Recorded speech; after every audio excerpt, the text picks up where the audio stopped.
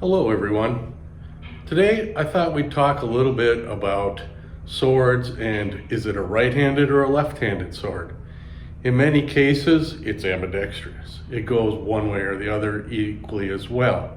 But when we look at swords, sometimes we can tell there are details and elements that want to tell us what it was used as, a right-handed or a left-handed sword. Sometimes these are design specific or are part of the build of the piece.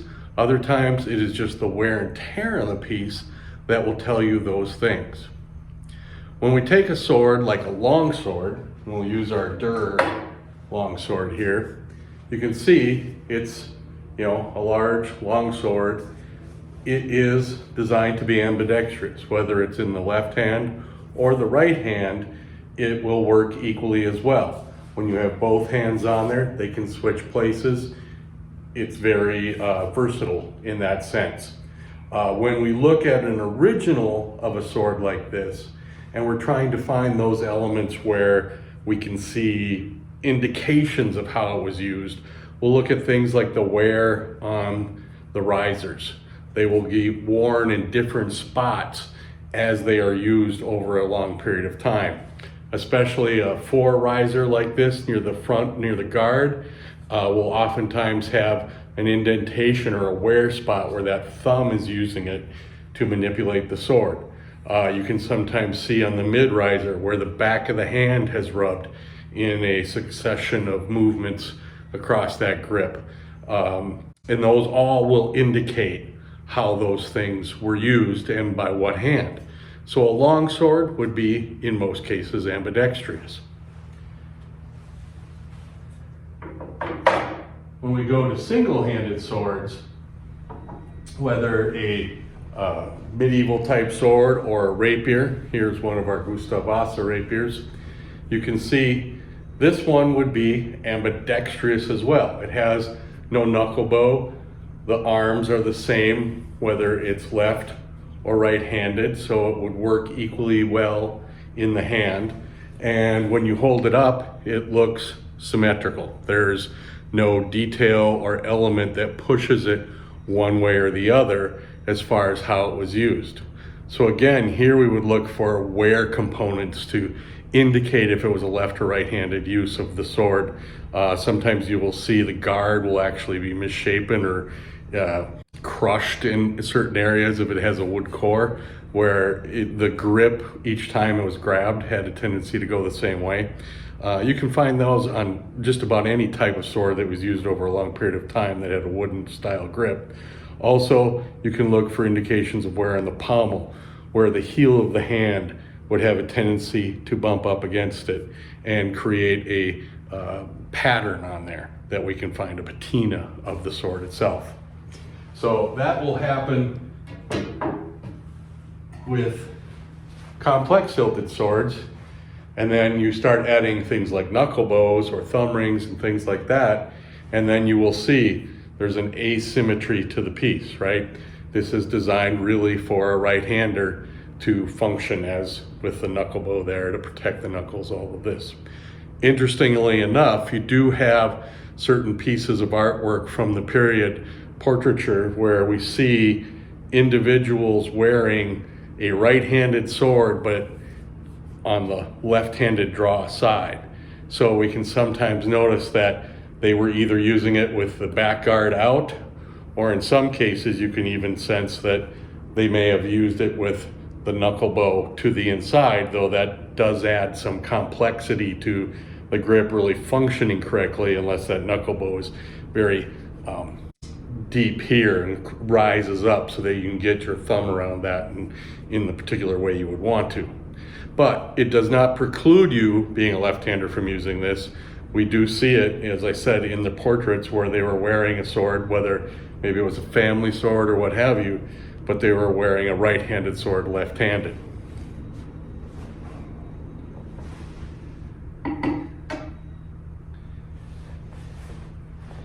In the context of slightly later swords, like the saber, you can see that in this piece, you would always have it with this turned down. You wouldn't try and use that against your hand. But if you grab it, that right-handed works pretty well. You can grab that same sword left-handed. In this particular case, it's a little more difficult because this has a thumb ring, right? So that would indicate a right-handed use of this sword. And when you have a thumb ring like that, it really is designed to help you manipulate the sword in a way to get the function and the rotation out of it. So you do need that there to help you manipulate that sword. So you would see this is a right-handed piece. Now, when we look at some earlier single-handed swords, say from the Viking era, we do have some discussion going on online about how these pommels may have been cocked for left or right-handed. And this is something that we see a lot in the originals. How that was done is one of the areas we're going to look into. We're going to do a few experiments down the line where we're looking at how does that happen to a sword. Is it something the maker is doing? Is it something the wielder is doing? Or is it indicative of how the sword was used? All of those may be true, but we're going to try and dice that out a little bit more with look at some of the materials used and things like that. You can see here, right, this one's lined up pretty straight, right? Now, with steel construction, modern steel, this is a mono steel blade. I could probably bend it a degree or two just from my own hands doing this. So it is the kind of thing that a user could have done in period. Oftentimes this portion of the blade in period is iron. Iron is softer than a hardened steel or just a regular steel even. So that would even be easier. It may be easy enough that as a right-hander, as I'm wielding this sword in my hand and pushing here on the heel against the pommel, moving this way as I grip it, as I fight with it, as I manipulate that sword around in an aggressive manner, I may actually be inducing that kind of a lean just with the wear and tear of the sword. Especially if it's got an iron tang, that would be indicative of it. We'll look at a few of the other aspects of that. It could be something that the smith is, doing as he adjusts the sword and puts that final grip on and stuff. But I think looking at it and seeing the originals and how they're cocked and all those kind of things, that it might be a little bit of each of these things that is actually happening. And we're going to look at that in more detail as we go down the line. Now, I'm going to take a moment and put some gloves on and show you two pieces that show some interesting aspects of right and left-handed on an original. First off, we're going to look at this cavalier hilt. It's a lovely little sword, nice light blade, very quick in the hand. When we look at the basket, you can see that there is a distinct left and right side to this, right?